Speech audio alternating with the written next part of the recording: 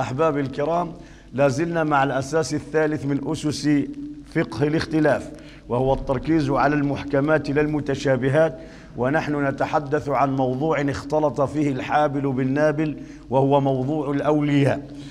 الآن نتحدث عن الأصل الثاني، هو موضوع الأولياء. الآن نتحدث عن الأصل الثاني، من هم الأولياء؟ تحدثنا عن ذلك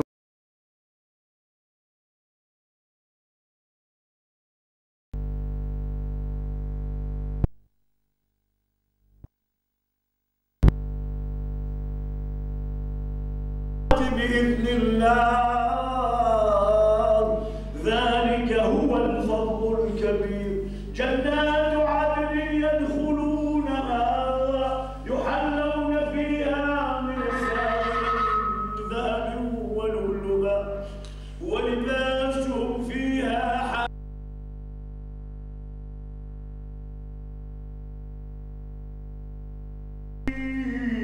أذهب عنا الحزن.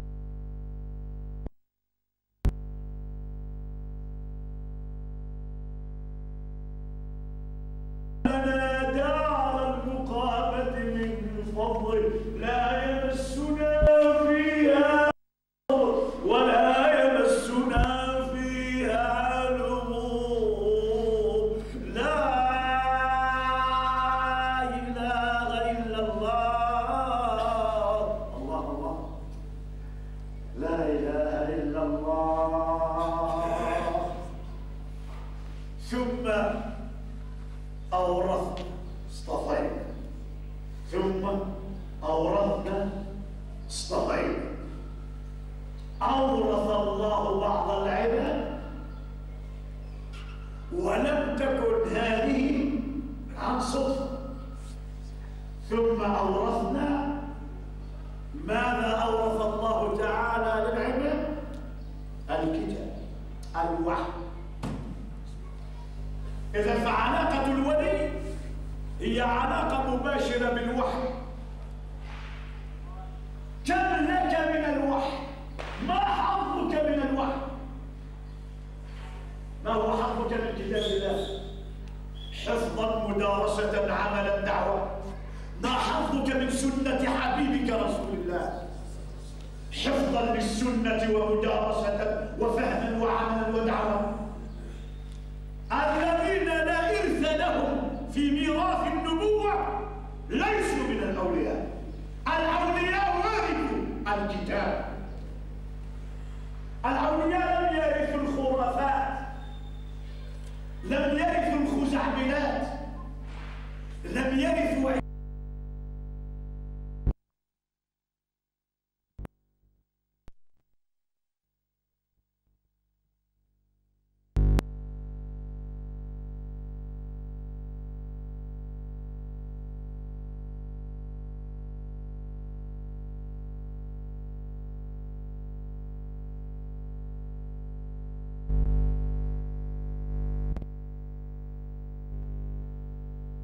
علماء. يقول رسول الله: العلماء ورثة الأنبياء، وإن الأنبياء لم يورثوا دينارا ولا درهما، ولكن ورثوا هذا العلم، فمن أخذ به فقد أخذ بحظ.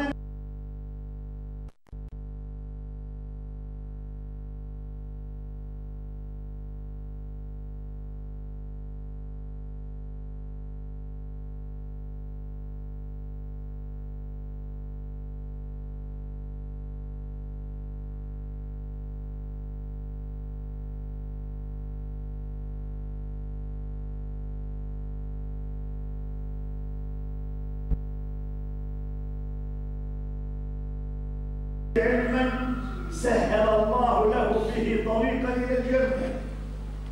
ولما فهم الصحابه ان علاقه الولايه بالوراثه من النبوه، فان ابا هريره هرع الى السوق ونادى: يا معاشر التجار، امشغولون بالبيع والشراء وتركتم ميراث النبي؟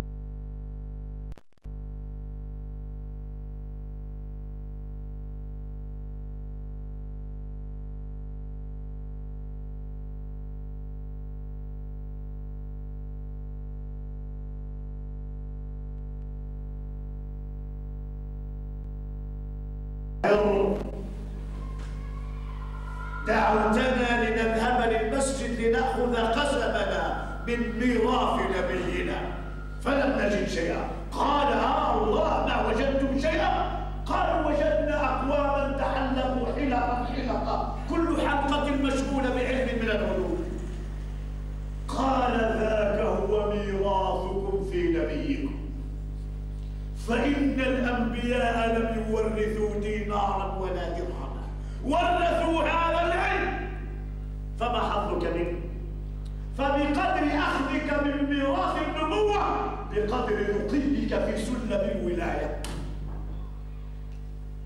لذلك في هذه الصورة ورد قوله تعالى: إنما يخشى الله من عباده العلماء، في سورة فاطر. أسعد الناس وأعظم الناس ولاية أعظم حظا من ميراث النبي، أعظم. ولذلك سئل الإمام الشافعي: هل العالم ولي؟ هل يكون العالم وليا؟ قال: إذا لم يكن العالم ولي فليس لله من ولي.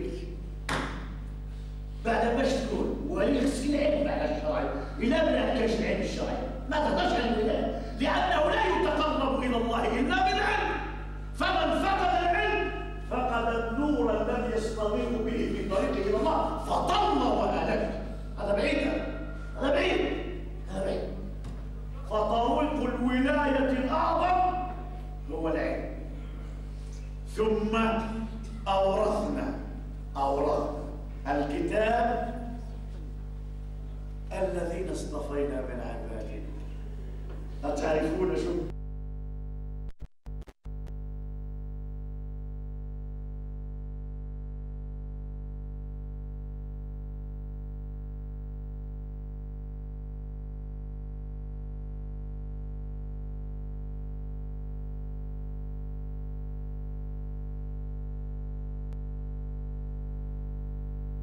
يحمل هذا العلم من كل خلف عدول، ولن يفني الله تعالى على وجه الأرض قائما لله بالحجة. لن يخلو مكان ولا زمان من قائم لله بالحجة يدل على الله. ولذلك قال: ثم أورثنا من يرتد منكم عن دينه فسوف يأتي الله بقوم يحبهم ويحبونه. ثم أورثنا دليل على أنكم يا معشر العرب، يا من نزل الوحي بلسانكم، إن أبيتم وتركتموه جاء الله بأقوام يحبون الله ويحبون ويحملون هذا الكتاب. يا الله. ثم أورثنا الكتاب الذين اصطفينا. هو اصطفاء الله العظيم سبحانه، عظيم بعلمه، عظيم بخبرته، فهو العليم لمن يصلح للرسالة، والخبير لمن يصلح الأمة بالكتاب. يا الله. اصطفينا، والاصطفاء هو اختيار بعد اختيار. كديروا انتم الامتحانات كديروا التصفيات. التصفيات شنو هي التصفيات؟ كيجيو الولاد كتشوفوا انتم اللعب تاعكم الربع والربع النص والنص يجي النهايه. دائما كنتو في الاول كنقولوا التصفيات الاوليه، التغربيله الاولى يطيحوا فيها شكون؟ التغربيله الاولى مثلا باش توصل الولايه مثلا يتغربلوا كاع الكفار اللي ماشي مسلمين. هذا هو التغربيله الثانيه يطيحوا كاع اهل الكتاب اللي ما امنوش باسمع الرسول. التغربيله الثالثه يطيحوا شكون؟ المسلمين شكون هما؟ المبتدعين، المبتدعين في الدين اللي بعاد. زين التغربيله الاخرى اخر لك المسلم المكفس. المسلم المكفس يحسب المسلم المبتدع. المسلم المسرف على نفسه أفضل من المسلم المبتدع، لأن البدعة أعظم من المعصية. فالذي يعصي الله هو أقرب إلى التوبة، لأنه يرى أنه عصى الله فينكسر قلبه. أما المبتدع فيرى أنه يقوم بعمل بنصيحة. والعياذ بالله نسأل الله العافية. هم بعد عاد يصير المسلم اللي غادي يشوفوا الظالم لنفسه والمقتصد، هم ثلاثة أولويات: الظالم لنفسه ثم المقتصد ثم السابق بالخيرات. يا الله، إذا اصطفاء الذين اصطفيت وزيد اسمه قال من طبعا عبادنا، ويكفي المولى أن يسمي الأصناف الثلاثة عبادنا ليشملهم برحمته. إن الله لطيف زين بعباده. الله تعالى كي قال عبادنا فيها بعد المسألة عنهم عباد، إذا فهم يعبدونه ولا يعبدون غيره، إذا موحدون. ثم عبادنا أي يشملهم الله تعالى بتوفيقه ومغفرته ورحمته. يا الله يا الله، من عبادنا. ويكفي المؤمن شرفا أن يناديه الحق بقوله يا عباد يا عباد. وعباد الرحمن عباد الرحمن. ولذلك سيدنا سبحانه دائما يسمي النبي صلى الله عليه وسلم العبد. سبحان الذي أسرى بعبده، تبارك الذي ينزل الفرقان على عبده، وهكذا العبد. إذا فيحدد المولى تبارك وتعالى لأصناف، فيقول فمنهم ظالم لنفسه، ومنهم مقتصد، ومنهم سابق بالخيرات بإذن الله، ذلك هو الفضل الكبير. إذا من هم الظالمين لأنفسهم، ومن هم المقتصدون، ومن هم السابقون بالخير. عرفتم للأولياء كيف ثلاث درجات؟ الظالم لنفسه ولي من أولياء الله. ظالم لنفسه ولي عبد، فتكون ولايته بقدر استقامته. الله. ولذلك عندنا الولاية في الإسلام ولاية نسبية، فكلما ازدادت طاعة العبد لربه ازدادت ولاية المؤمن له على قدر استقامته، فالولاء يزداد بقدر ازدياد طاعة العبد. يا الله. إذا الولاية ليست مطلقة، وإذا قالت إنما وليكم الله ولاية مطلقة، رسوله ولاية مطلقة، والذين آمنوا زين ولاية نسبية. قال شكون هما؟ الذين زين يقيمون الصلاة، اللي ما يصليش خارج من الولاية. يا رب يا رب يا رب. ويقيمون الزكاة، عنده باش يخرج خارج من الولاية، وهم راكعون ما يركعش ما يخضعش لله، لا يؤمن بأن شرع الله هو الذي ينبغي أن يسود، خارج من الولاية. شحال هذا المؤمن اللي يغسل الولاية؟ شحال عنده من شرط؟ شحال من شرط أحمد؟ الشرط الأول واسمه في علاقته مع الله، باش نحدوها بالصلاة، خصو يصلي باش نعرفوا بأن أمة محمد يستحق منا الولاء. ثانيا يقيمون الزكاة، يؤتون الزكاة. ما معنى ذلك؟ أن يكون ممن يرحم المسكين. لماذا يشهد كل عمر ولاية؟ ثم وهم راكعون. ما معنى راكعون؟ أنهم خاضعون لله. وأين يظهر خضوع العبد لله؟ هل فقط في الركوع في الصلاة؟ الخضوع يظهر في مجالات الحياة حينما يحكم شرع الله في كل حياته، فلا يحل لولي أن يقدم على فعل أمر حتى يعلم حكم الله فيه. حكم الله فيه. إذا فالولاية والولاء هو أمر نسبي بالنسبة للمؤمنين، هو مطلق بالنسبة لله ورسوله، ولكن عندنا لغير يكون نسبي. وخل الولاية بالنسبة لله تعالى وش نحقها كان ليس على حسب من، لكن نحن نقول باللسان تاعنا الولاء لله ينبغي ان يكون مطلقا، ان نحب الله ورسوله اكثر من حبنا لانفسنا، فالولاء مطلق. واما الولاء للمؤمنين فهو ولاء نسبي. ما معنى نسبي؟ ان يكون بالقدر الذي يحقق الاستقامه، فكلما ازدادت استقامه العبد ازدادت ولايتنا له وحبنا له ودعاؤنا له والوقوف معه ونصرته وتأييده والدفاع عنه والذب عن عرضه. حال رسول الله صلى الله عليه وسلم لا يساء اليه. شخص نحن نديروا روحنا على اولياء النبي اولى من المؤمن، اولى بالمؤمنين من انفسهم. وكان زعما احنا فعلا عندنا الولاء مطلق للنبي تنصره بكل شيء، بمالك، بنفسك، بكل شيء، بكل شيء. إذن فالصنف الأول هم الظالمون لأنفسهم. يا الله، ما معنى الظالمون لأنفسهم؟ ولي هو ظالم لنفسه. بماذا يظلم الإنسان نفسه؟ بماذا يظلم الإنسان نفسه؟ بماذا يظلم نفسه؟ النفس بتاعك واسمه هو الحاجة الخطيرة اللي يمكن توصلها. جهنم. جهنم. وجهنم باش توصلها بقى؟ مين؟ بالمعصية. بمعصية الواحد.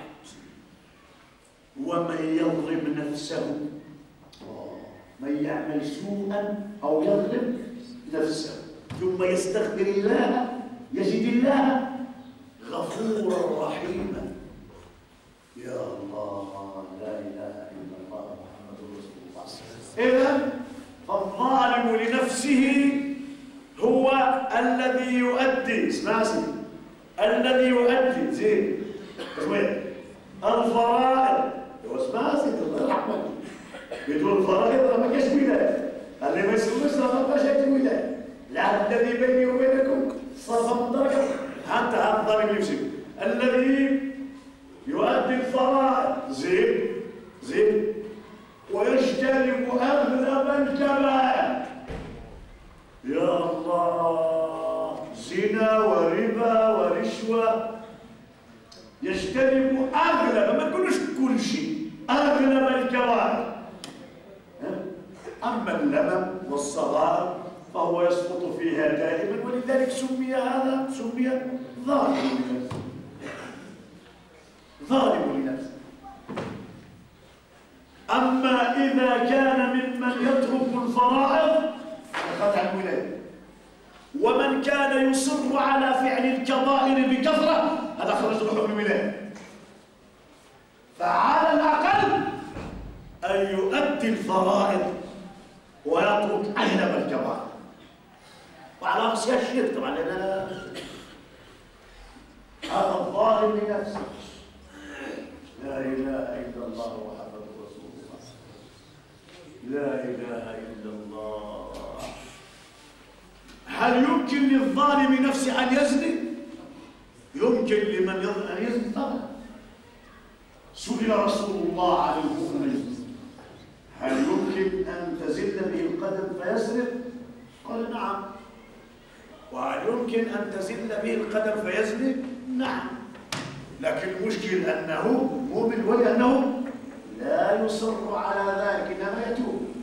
ولذلك الله تعالى جعل من أوصاف المتقين فقال سارعوا إلى مغفرة من ربكم وجنة عرضها السماوات والأرض وعدة للمتقين. شكون هما؟ الذين ينفقون في السراء والضراء والكاظمين الغيظ والعافين عن الناس والله يحب المحسنين. والذين إذا فعلوا فاحشة. سئل الإمام الجنيد أيمكن للمتقي أن يزني؟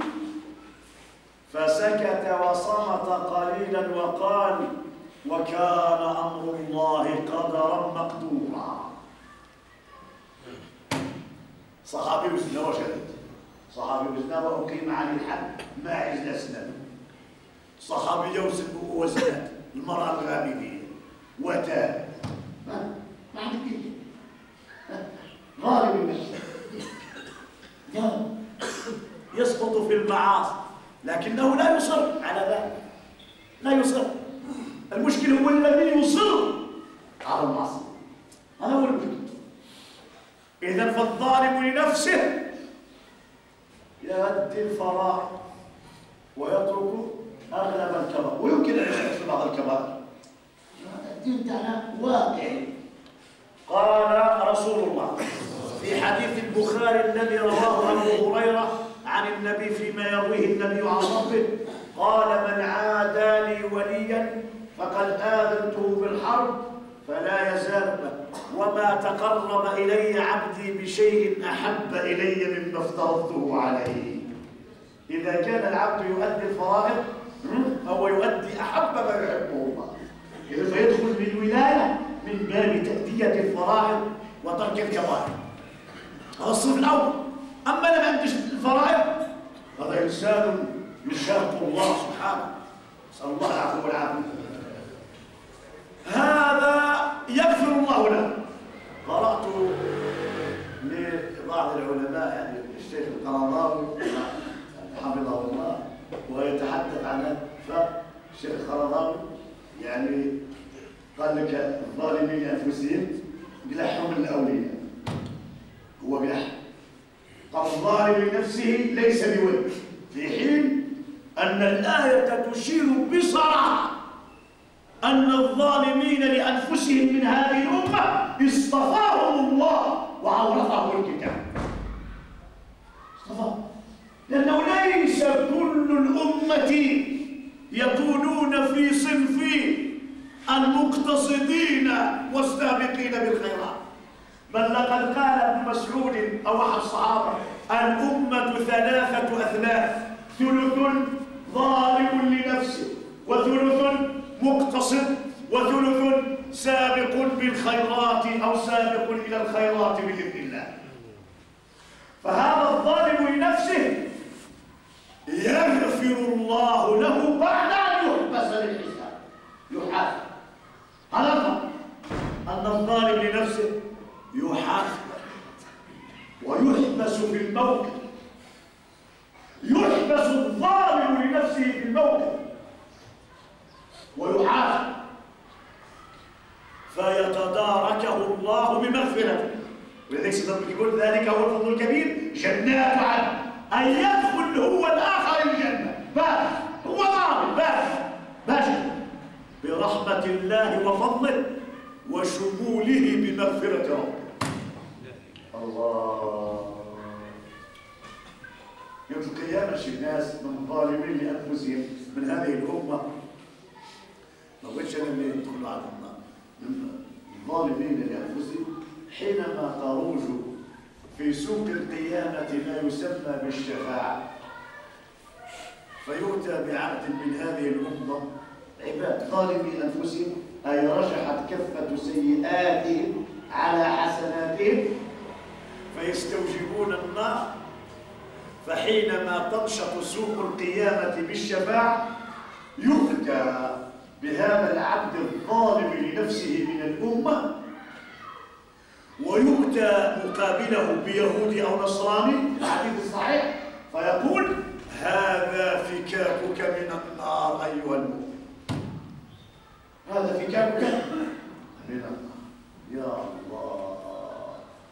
أما الذين يدخلون النار هذا خرج عن الولاية، يدخلون النار من أمة محمد صلى الله عليه وسلم فيستوجبون الجنة بعد أن يدخلون النار بشفاعة المختار صلى الله عليه وسلم. هذا خلينا ناظرون اللي ما يشوفوا الجنة، هذا اللي ربي قال لك: جنات عدن يدخلونها، هذا يدخلوا الجنة أي لا يرون النار. هذه الآية تتحدث عن الأولياء الذين لا يدخلون النار. الصنف الأخير هو الظالم لنفسه، يتداركه الله تعالى بلطفه ومغفرته، يغفر الله تعالى. والحديث عظيم يبين كيف أن المسلم الظالم لنفسه يوم القيامة له 1000 باب و1000 باب ينجيه الله من الدخول إلى النار. واسمه إما أن يشفع فيه النبي، وإما أن يشفع فيه ملك، وإما أن يشفع فيه شهيد، وإما أن يشفع فيه عالم، وإما أن يشفع فيه أخ له في الله صالح، وإما أن يشفع فيه حامل لكتاب الله، وإما أن يشفع فيه شكون؟ عمله. يقول لك النبي صلى الله عليه وسلم: يؤتى بعبد فلما أدني من شفير جهنم جاءته دمعته التي كانت تنزل من عينيه خشية من الله فأنقذته من النار. هذا دمعة. ويؤتى بعبد من أمة رسول الله حتى إذا ذهب به إلى شفير جهنم جاءه بره بوالديه فأنقذه من النار. هذا كان عنده هيك. ويؤتى بعبد آخر ويساق إلى جهنم حتى إذا دنا منها وكان قاب قوسين أو أدنى من دخولها جاءه صلة الرحم فأنقذه منها. ويؤتى بعبد ويذهب به إلى النار حتى إذا كان قاب قوسين أو أدنى جاءته غسله من الجنابة فأنقذته من النار. يا الله، لكل شعبة من شعب الإيمان يوم القيامة شفاعة، فمن مات مسلما متمسكا بشعبة من شعب الإيمان حتى التصقت بقلبه وصار لا يستطيع مفارقتها وأصبح يعرف بها، كانت تلك الشعبة شفيعة له يوم القيامة. واحد بيقولوا عليه وزن، بيقولوا عليه صدق ويرزق، واحد بيقولوا عليه الحياة، نسبب بالعلم الحياة، حياهم يسلك الموت خاكر الظالمين يأكلون. واحد يقول هل عليها الإنفاق والسخاء، إنفاقه ينجي. واحد قال عليه بر الوالدين، بره ينجي. واحد قال عليه أنه دائما متوضي، طهارته تنجي.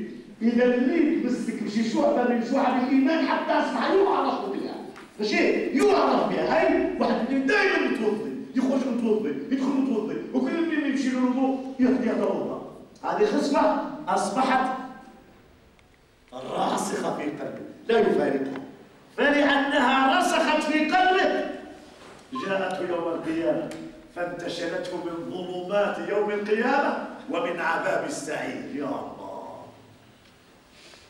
سئلت عائشة رضي الله عنها عن هذه الآية: من يكونون هؤلاء الثلاثة؟ شوف اسمه قالت: أما السابق بالخيرات بإذن الله فهم من مات من أصحاب النبي على عهد رسول الله سبقوا للخير كله ولم يأخذوا من الدنيا شيئا فهم السابقون. قالت: والمقتصدون هم من تبع أصحاب النبي على أثرهم فعاش على طريقتهم وعاش يجاهد جهادهم حتى لحق به. قالت: وأما الظالم لأنفسهم فهم مثلي ومثلك. أي السائل هي رضي الله عنها ترحب عائشة الطاهرة. شو لا يعني اللي يقرب من هالشيء عائشة قالت: وأما الظالم لنفسه فهو مثلي يتداركهم الله بلطفه ومغفرته.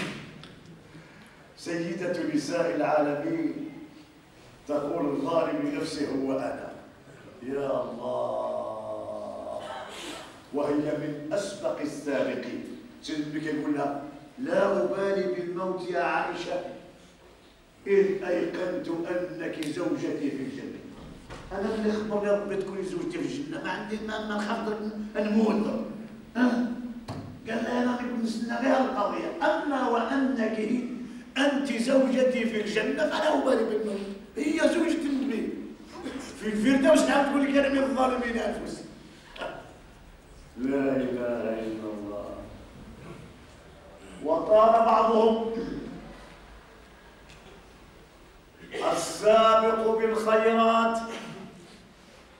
هم الذين يدخلون الجنة بغير حساب،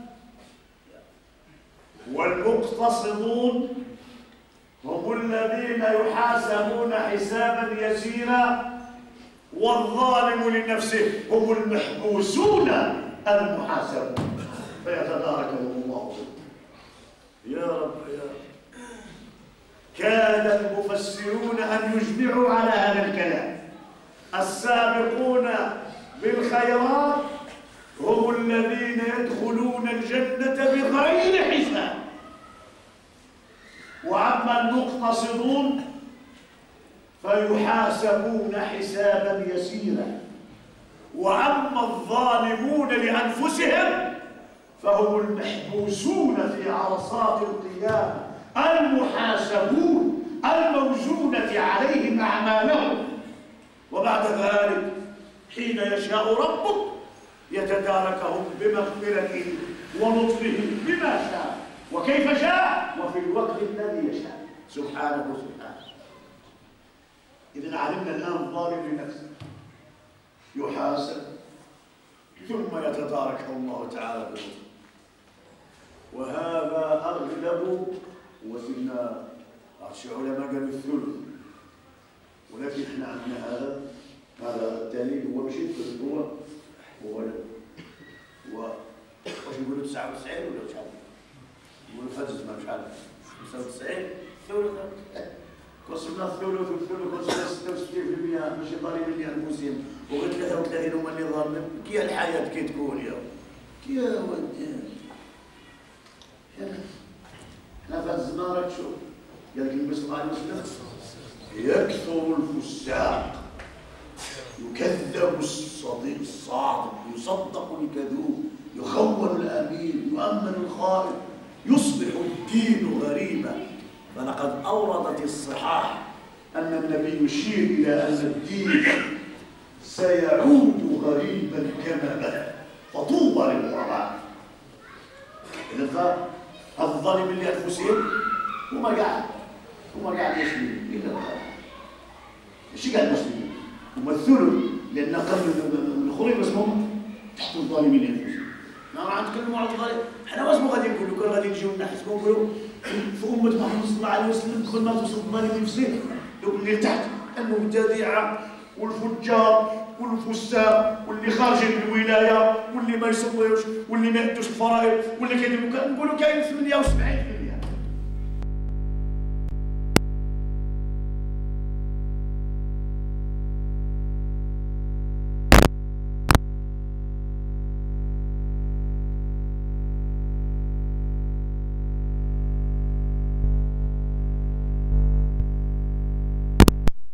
والسابق بالخيرات وشحال؟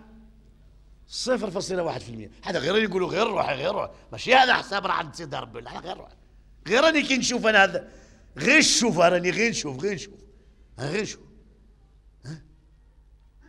اذا فالمقتصدون هم الذين يحاسبون حسابا يسير. هذه اجمع المفسرون على ان المقتصد يحاسب حتى هو، ولكن لا يحاسب كما يحاسب الظالم، انما يحاسب حسابا.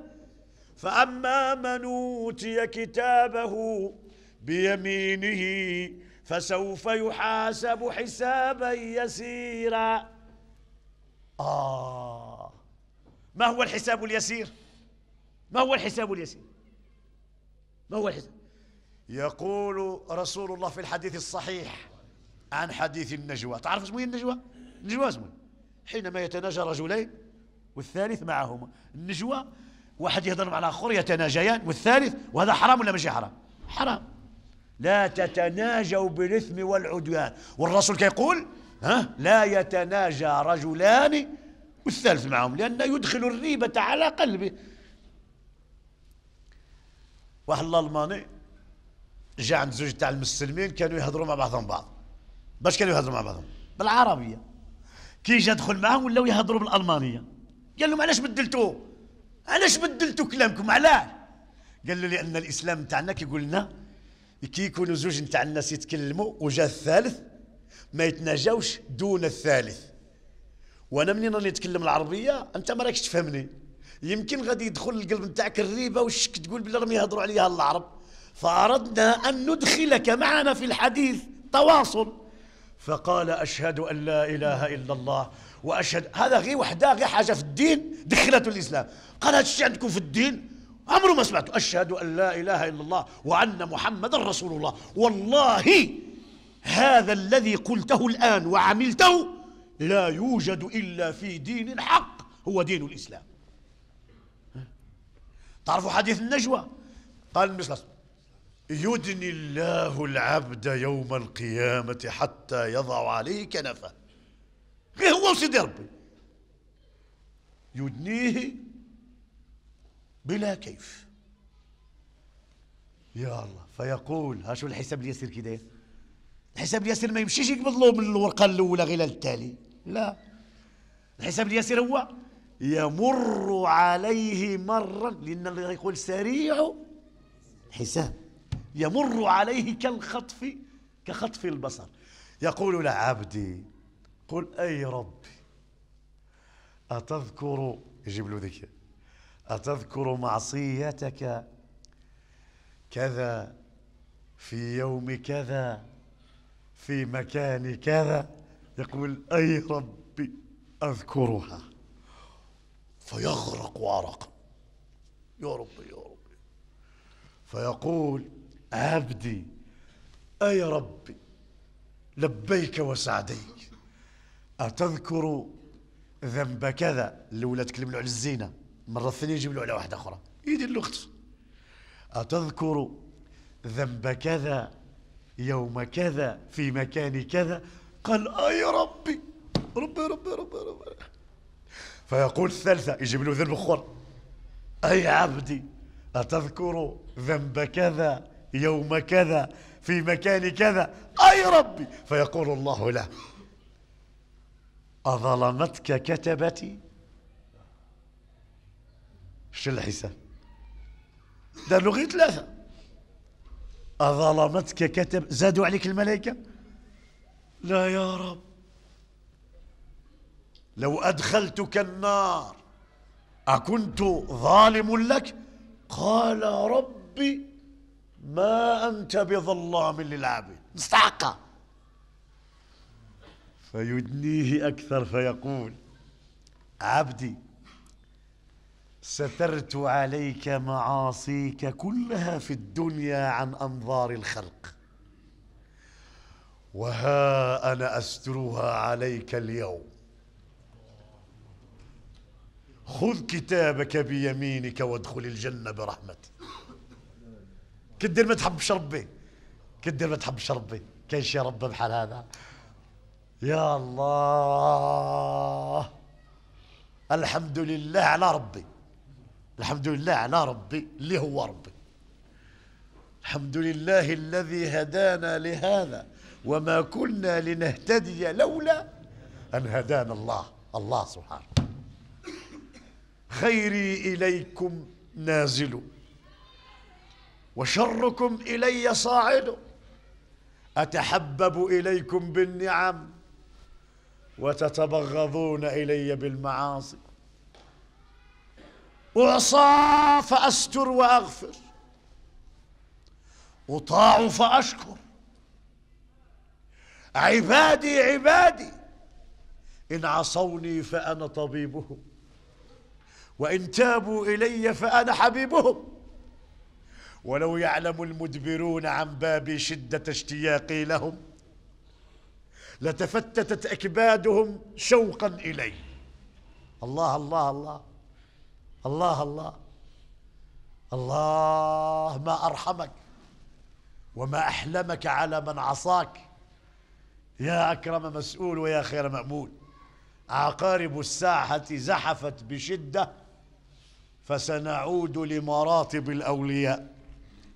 تحدثنا عن الظالمين لأنفسهم ولي، وتحدثنا عن المقتصد، وسنعود إذا كتب الله فسحة في الحياة وقدر اللقاء والبقاء. والله تعالى أعلى وأعلم، وصلى الله على حبيبنا محمد.